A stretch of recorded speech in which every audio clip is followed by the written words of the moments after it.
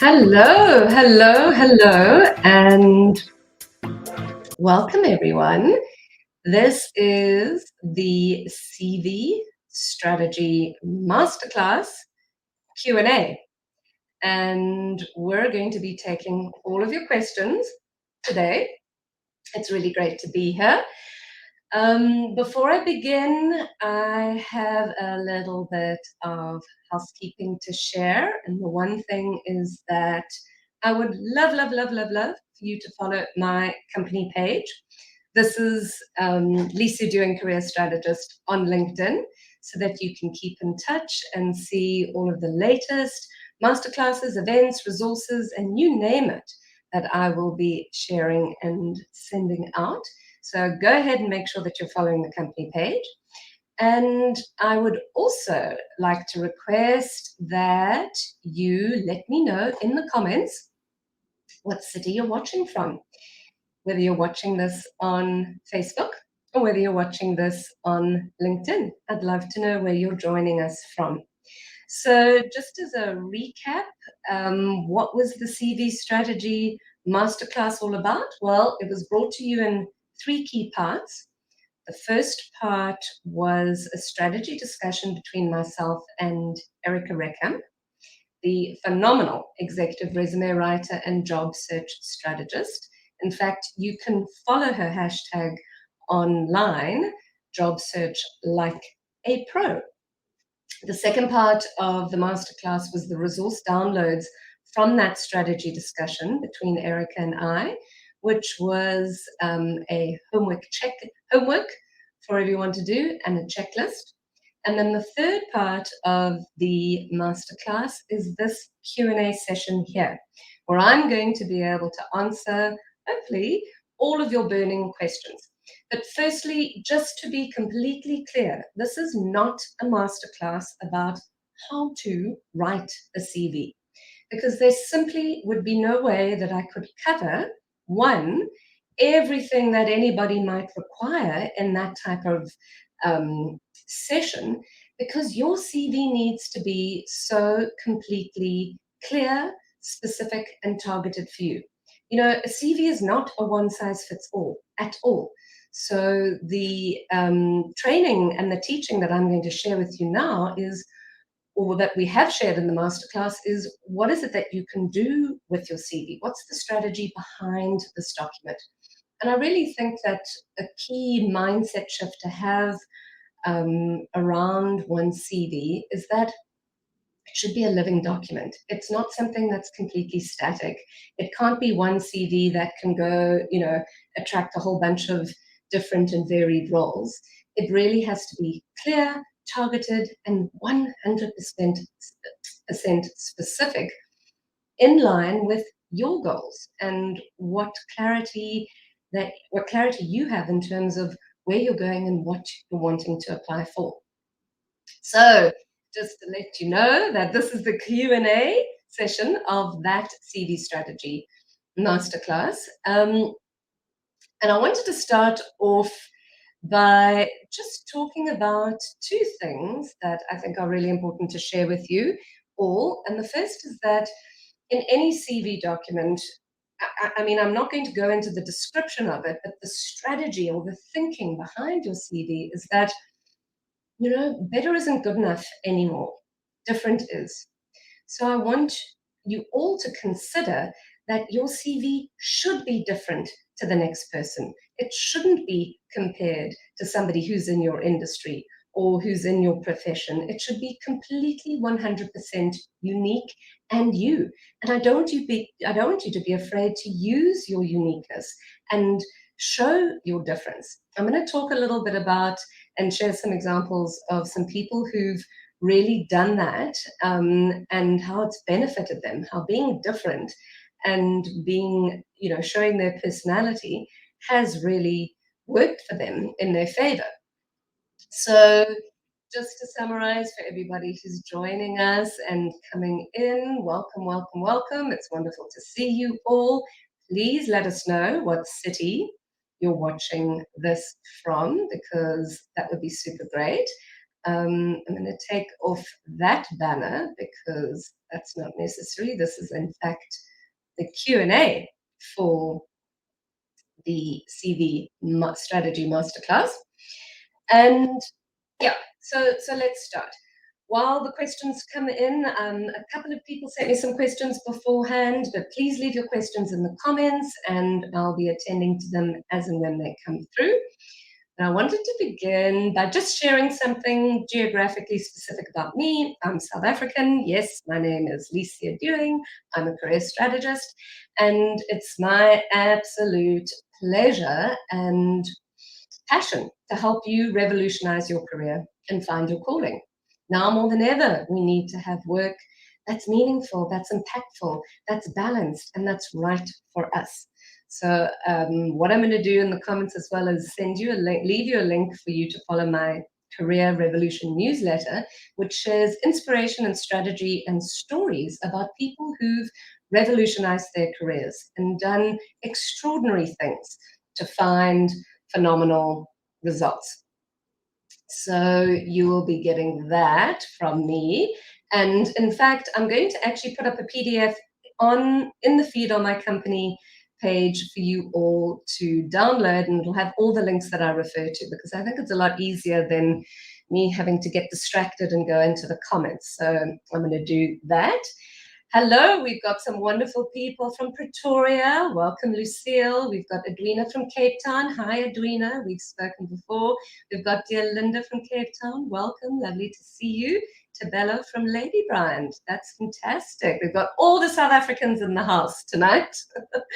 My work is global. I work with people around the world, and absolutely, it's completely all online. So whether you're in Cape Town or whether you're in Cairo, we'll be able to work together. I said I wanted to share something geographically specific. In South Africa, in the Zulu language, from the Zulu nation, we have a beautiful greeting that it's a word that people say, and it is sawubona. And it's a beautiful word. It literally means I see you, but in translation, it actually means I respect and acknowledge you for who you are. So sawubona to all of you. And then the response that you would say in return would be sikbona, which literally means I am here. But it in translation means when you see me, you bring me into existence. So that's something specific from South Africa and from KwaZulu-Natal, the province that I am from. So sawubona to all of you. Right, let's just talk about a couple of things while we're waiting for the questions to come through, because this is the Q&A session of the CV Strategy Masterclass. And again, to be clear, this is not about how to write a CV, because you, one, all need to be very specific in your CV writing. You need to be very targeted in your CV writing, and there is no one size fits all. So I couldn't possibly stand here telling you this is what you need to do in your CV. I can cover some of the basics, and I'd be glad to a little later on, but really one has to know and consider as well that there are geographical differences to CVs, there are industry differences to CVs, there are seniority differences to CVs and to resumes. So I'm not here to cover that specifically. What I'm here to cover is the strategy and the thinking around this document. And I want you all to firstly start considering it as, number one, a living document, and one that you bring your personality into, because better isn't good enough anymore, different is. So I'm going to talk to you now about some of the examples of people who've used their personality. They've not been afraid to share their personality on their CV and what came from that. The first is a chap by the name of Jeff Scardino. Jeff Scardino, who is an American who was based in the States. He was in New York. He was a creative director, and he was applying for roles and constantly getting regrets. He had this beautiful classic CV, and it started to really bother him. So he created what he calls the relevant resume. And the relevant resume is basically a CV that has all of the things that you wouldn't ordinarily put in your CV. So the courses that he didn't pass, the things that he failed to do, the areas that he didn't quite excel at. And he tested a couple of jobs with both resumes. He changed his name for the relevant resume, but for some reason, he had the same contact information, and he sent it out. And lo and behold, the relevant resume got a whole bunch of callbacks. So what does this tell us? What does it say? That he put something on a document that was different. He was brave enough to stand out, and he decided to really kind of push the envelope, so to speak, with creating a beautiful personality-based living document. Did he anticipate that that was going to necessarily get him the job that he wanted? Well, what it did do is it opened doors. So I'll leave you the link for Jeff Scardino, the relevant resume. He's an amazing person to follow. And yes, that's definitely something to look at. Okay, we've had some questions here. Dear Linda, how many pages is appropriate in a CV? Do we include a photograph? How far back do we go for previous employment dates? All of that, all of those questions are relevant, and I love that you asked them. But the number of pages, firstly, is not relevant based on the content. So it's what the CV says that's more important than how many pages.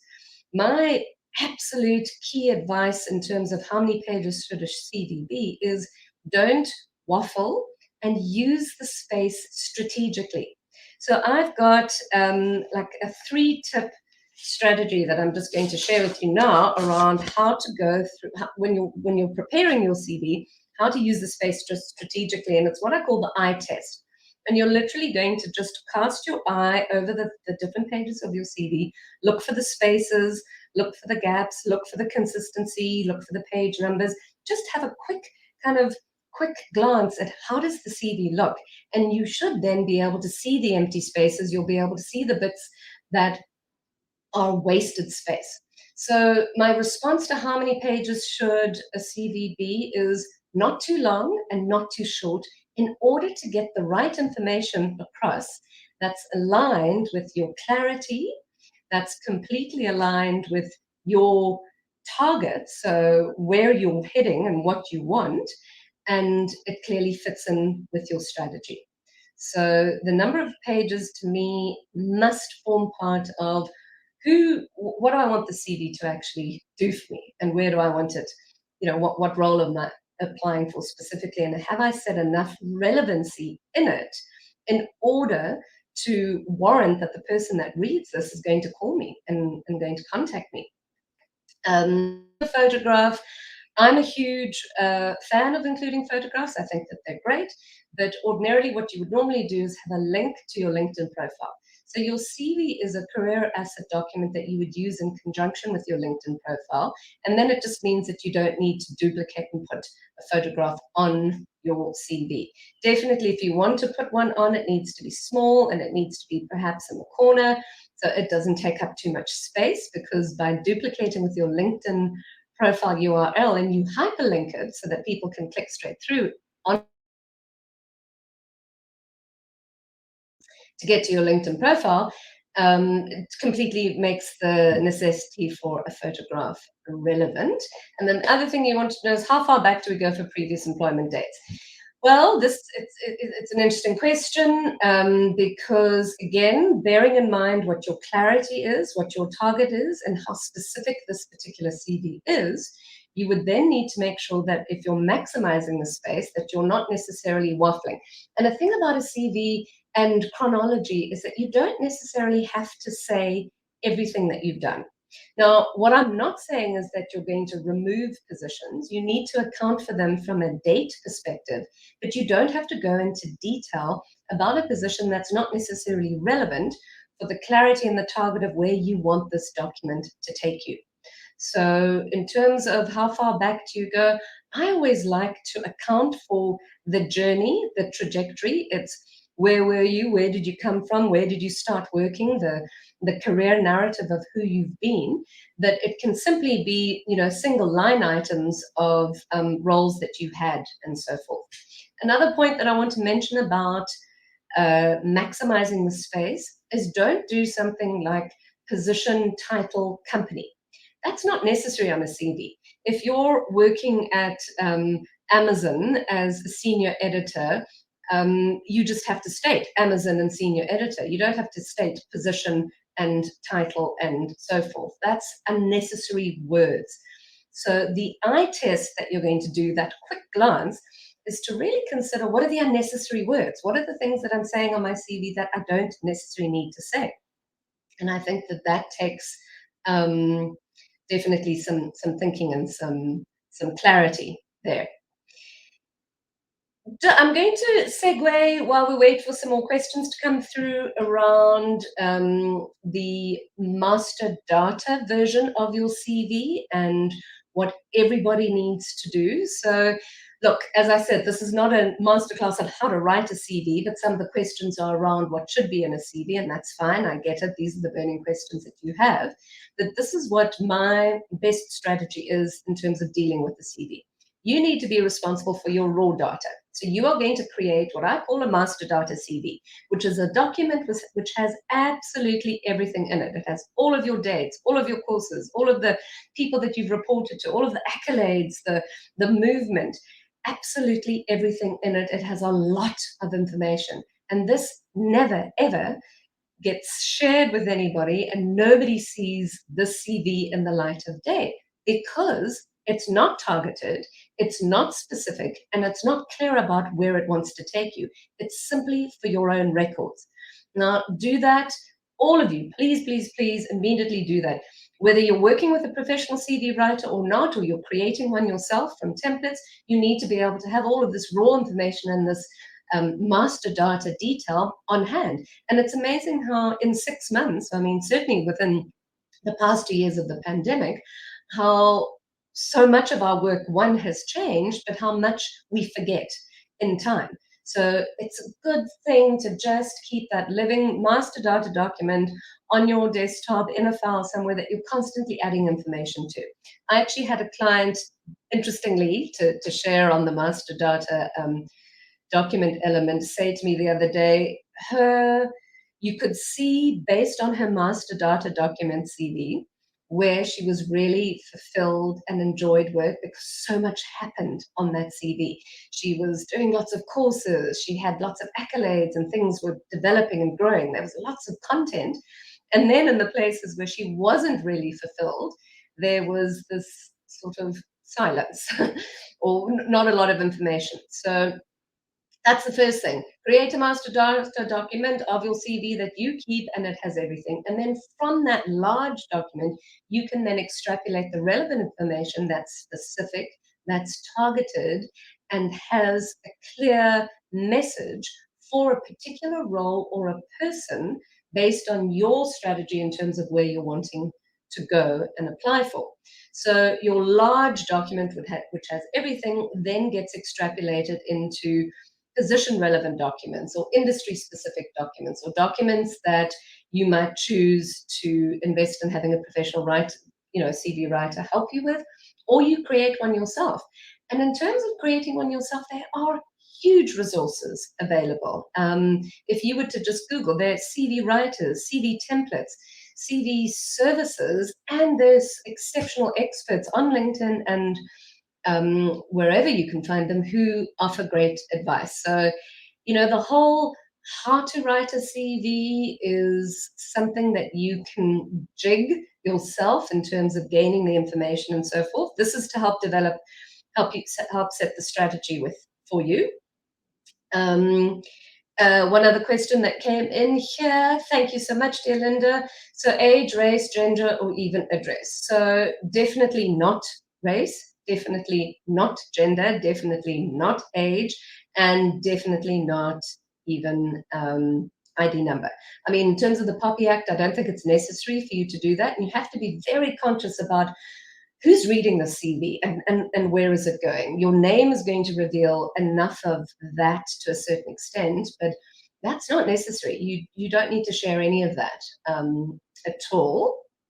What about references and personal information? Well, we've covered personal information there.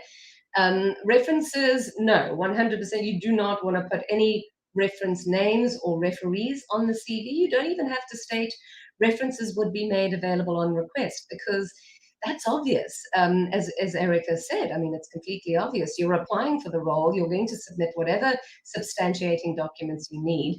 And by actually stating your referees and leaving their email address and number, you have no control over when they're going to be contacted and who's going to contact them. And it completely is not something that I would recommend doing at all. Let's go into a more detailed question here. I hope that helps. Dear Linda, please keep firing away the questions and ask some more. Edwina, when moving from one career into another role, and I'm struggling with making your CV relevant, should you reach out to a CV writer, and do I have any recommendations?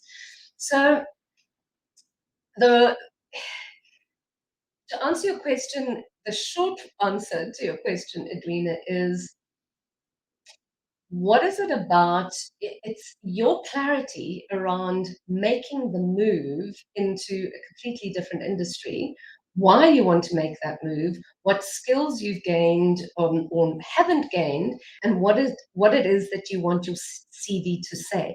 Remember, your CV is a story. It's a career narrative. It's about you. Think of somebody who's reading thousands and thousands and thousands of CVs, and what's going to make them stop and notice you, or notice something. I really want to encourage everybody to use personality and to be able to use their voice in clarifying why you're wanting to make this shift into this new industry, supporting that with short courses that you might have done, or motivation or interest in wanting to make the shift to it. Should you reach out to a CV writer? Yes, but only if you have the complete clarity around what you need them to write. They can't they don't have a magic wand. They've got a great way with words, and they've got a great way of condensing information, but they can't tell you something that you don't already know yourself. It's your job to get that clarity around why you want to make the shift in the industry, shift to this industry, and then also explain it on the document, completely explain it. So, and I think we're going to see more of that. I think given the pandemic, there's going to be a huge amount of people who have certain skills and expertise in one industry, and they're now going to be shifting and moving across into another. And from my career strategy perspective, that's perfect and it's okay, provided there's clear motivation. It's a specific targeted document so that the person reading it can understand you're wanting to move from physiotherapy into accountancy. This makes sense. Everything's clear. One thing you have to bear in mind when presenting your CV or sending your CV is as soon as there's a question or there's I wanted to use the word gap, but I'm not saying that gaps are problems at all. But as soon as there's a question that makes the reader stop and go, wait, I don't understand this, it creates a little bit of a disconnect. But when there's flow and there's meaning and there's clarity and there's understanding and they're reading a document that's telling a story and taking them leading them to the conclusion that you want them to be led to, then you're going to get great results. So I 100% highly recommend CV writers and professional CV writers. They're there for a reason, right? They're there to put in words what we simply can't articulate. But they cannot create something that you don't know yourself. And they can give you guidance around the best way to put together the document, but the strategy needs to be built out by you. You know, a CV, LinkedIn profile, all of these things are really just tools to use, career collateral in moving forward in our careers. But the strategy, the thinking, the clarity must come from you. And you must be able to know what it is that you want to achieve from the best use of those tools. Do we write a profile narrative speaking to the role applied for, or should we use a cover letter for that? So, I'm not a big fan of cover letters, but a lot of people are, and I think a succinct, well-written cover letter that highlights points that aren't actually aren't repeated in the CV is great. So you don't want to have a cover letter that then repeats what the person's going to read in a CV. A cover letter is a more personal discussion with, thank you for, affording me the opportunity of applying for this role, or thank you for your time. I'm interested because XYZ. You're not going to say, here, I'm interested because I have da da da, and then they're going to read that anyway. You want to tell them something more specific in the cover letter. It needs to be clear, targeted, and specific, and it needs to align with your strategy. A CV itself should have an executive summary. Absolutely, it needs to start with who are you, or what is your interest, and more who and how you do what you do, why you do what you do, rather than what you do. So don't start your executive summary talking about, I have 16 years experience in the sales industry, because that's exactly what they're going to read. Is there something wrong with saying that? No, but then punctuate it. Throughout my 16 years within the sales industry, I have gained XYZ expertise or skills. Make it alive. And that's really the expertise that a CV writer can 100% bring to the process. Dear Linda, don't forget dates in chronological order. Yes, the most relevant position first, absolutely. Do we include reasons for leaving and say that we've been previously retrenched? I think honesty is your best policy in terms of, look, a CV you can't say something that doesn't exist. And a CV can't mask the reality of where you've been, who you are, what your age is, and what your experience is. In the example of Jeff Scardino, he sent out what he calls the relevant resume, which I'll leave as a PDF on the feed on my company page. So for everybody who might be tuning in and watching, just a quick refresh, make sure that you're following the company page, because you're going to get the resources of the links that I'm referring to here. You're going to get them there. In that instance, you want to, a CV can't pretend to be something that you're not. And the more clearer you are, the better. Is the stigma of retrenchment, is that something that's going to put somebody off? Is the stigma of age going to be something that's going to put somebody off? We have no idea. Nobody can answer that question. But what I would say to you is, if the person reading your CV thinks lesser of you because of your age or past retrenchments or anything that is actually quintessential what your career journey has been, then are they actually the right person for you to be working with? So that's a bit of a, you know, that's an opening a discussion for another masterclass. But look, ageism is real. Um, People make assumptions, judgment, all of that. The real way to counterbalance that is having a clear strategic document that talks uniquely and authentically about you and shows your personality. Don't be afraid to be who you are. And if you're going to say retrenched, use it, refer to reasons as leaving. Yes, I think that's important, particularly if there's movement with lots of different industries and lots of different companies. I would want to know, why did you leave that company if you were only there for a year and then you went to a completely different industry? That needs a description, whether it's under reasons for leaving, whether it's incorporated within the body of the role itself. It doesn't really matter, as long as there's clarity for the reader to understand why there was this movement and why somebody moved from one role to the next. I want to just talk about the 3-test formula. I've spoken about the eye test. So that's really just doing a quick glance at the actual document, standing back, having a glance at it and looking at the layout. Does it relax the reader? Does it feel, does it flow? And I'm talking white space, empty space, text space, and so forth. So that's a good test to do, the eye test. The next thing that you definitely want to do in the 3-test formula is the edit test. Check for spelling, check for consistency. If you have this date, to and from, and you use the year, you state August 2021, and then the next role, you just state the year and you don't state the month, that's an inconsistency, and it's going to create concern for somebody reading the CV. So the edit test is absolutely important in terms of grammar, in terms of spelling, but in terms of consistency in how the document is written. Interestingly enough, I saw on LinkedIn today somebody who posted, and this is an example of how to show your personality. And I can share the link to the post in the comments. She said that when you normally use two dates, positions of to this date from this date, instead of stating the dates, she decided to change that and just summarize 5 years starting from 10 years at. And immediately, this particular person found an uptick in her CV. So that's a tweak, and that means there's some difference. And for some reason, the difference might work positively for somebody reading it. So the eye test, the edit test, and then the last test that I'm going to share with you and part of my sort of strategy bundle is the excite test.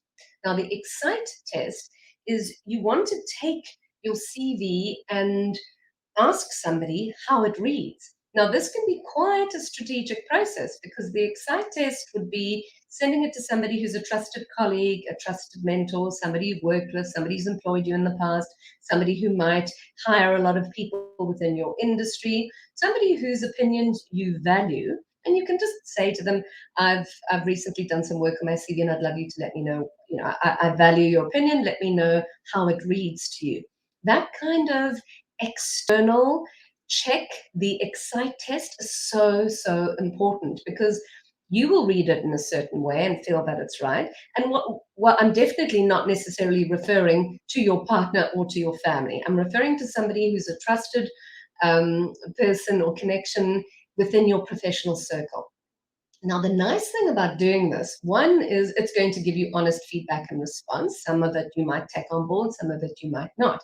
But the second thing is, depending on who the person is, it's a fairly strategic move because you're by default letting them know that you're looking for an opportunity without saying, I'm looking for a new role. By default, you're also letting them know that you trust them and you value their opinion. And let's face it, there's nothing nicer than knowing that your opinion is valued and trusted. So the Excite test is a great thing that I think everybody needs to do. So please, please, please do that. So just to summarize, the three test formula is the eye test, the edit test, and the excite test. Going back to the information around the master data CV, just having a quick look to see if I've answered all the questions, anything that's come up in since then. So please leave your information, please leave your questions for me here. Going back to the detail about the master data is that the being in control, and it's part of the process that I teach around being the buyer of your career, not the seller of your skills, and not outsourcing, finding your ideal role through the recruiter or the hiring manager. And also just to give you some insight, I'm not necessarily referring to a CV strategy in the sense that you're going to be sending it only to recruiters or only applying to active roles. That's definitely one way, it's the most obvious way of sending your CV. But I also want you to consider your broader network. I'm going to go up to one of the comments that we had around moving from physiotherapy into CA roles. So obviously moving industry, somebody you would have studied, and now you want to move into getting an article position. This is a great example of what you could do with your CV. Yes, you're going to apply for roles to get your articles. You're going to send it to the Big Four. But what about senior audit managers who are already completing or about to finish their articles, whom you might know, who might be in your connections, who might be somebody that you've come into contact with in the past? What about sending them the Excite test version of your CV, where you're actually saying to them, I value your opinion. You're in the industry that I'm looking to transition to. I've recently had my CV redone or invested in my CV. Would you give me some feedback on how it reads? And that's a very nice way of getting getting your CV in front of eyes without necessarily having to apply for a role. But the other thing from a CV strategy perspective is that you really, I want you to be completely specific about where is the CV going, who's going to be reading it, what is the role that you want to specific, what are you applying for, how targeted is it, and What do you hope to gain from this? So CVs are not one size fits all at all. Don't be afraid to show your personality. Don't be afraid to be unique. And don't compare your CV to others, because nobody's CV should look the same. It should be completely unusual and superbly you. So I think we're going to start rounding up now. It was just supposed to be half an hour, but I've gone on a little bit too much. If there are any questions or anything else that I haven't covered, please feel free to ask me. Oh, there were two questions that came in prior to the masterclass. The one was, what do you do when a job description almost seems as if it's got three different roles combined into one? How do you then target your CV for that job description? Well, the one thing I want to say, and thanks to Liz for asking the question, one thing I want to say is please know that a job description and a job advert, so a role description, this is what we require, and a job advert are two completely different pieces of corporate equity. An advert to attract somebody to the position has elements of the job description, minimum requirements, this is what we need you to do, but in no means or ways can it be the full job description.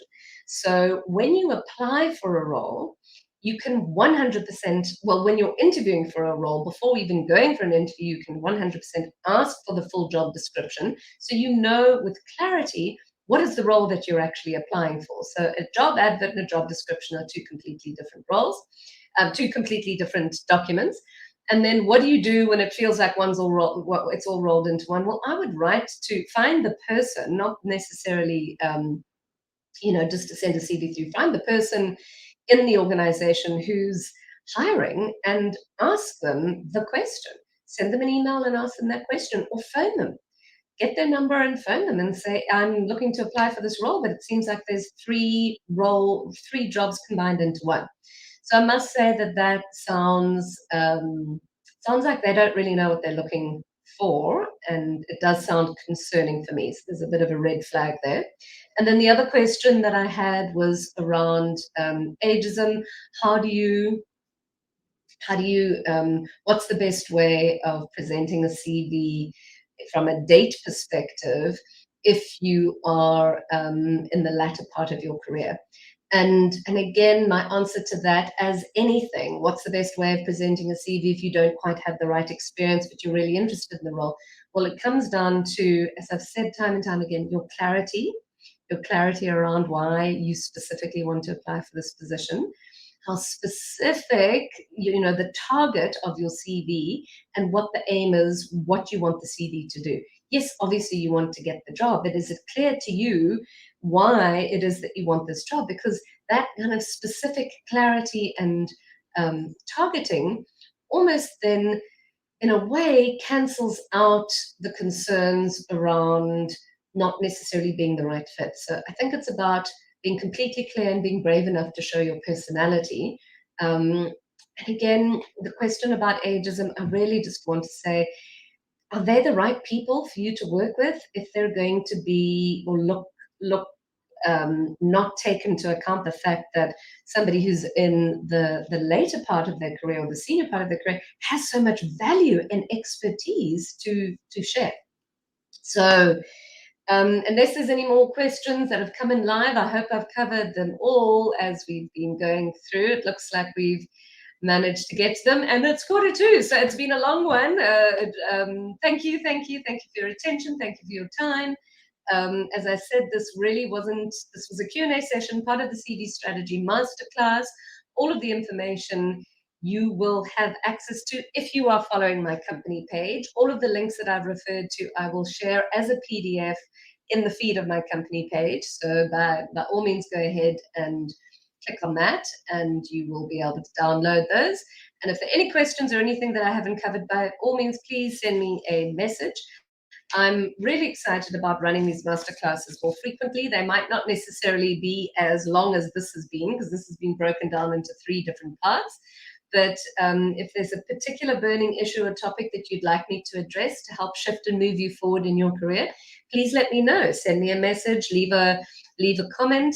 And yes, I'm here to serve and here to help because you absolutely need to be revolutionizing your career and completely finding your calling.